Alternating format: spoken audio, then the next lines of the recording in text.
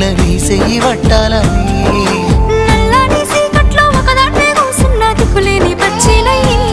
బావ నువ్వెప్పుడొస్తావని ఏళ్ళైపోతుందే పిల్ల ఎన్నెలొచ్చింది మన బతుకులా ఏలైపోతుందే పిల్ల ఏలు వట్టంగా వస్తున్నాయా ఇన్నాళ్ళ ఎడబాటు ఎడవాసిపోతుందిలే ఈ సీనయ్య గుండున్నదే సినదారా నీ కోసము ఈ దూరాన్ని చెరుపుతూ తీరాల కగిరింది అందాల ఈ మానవు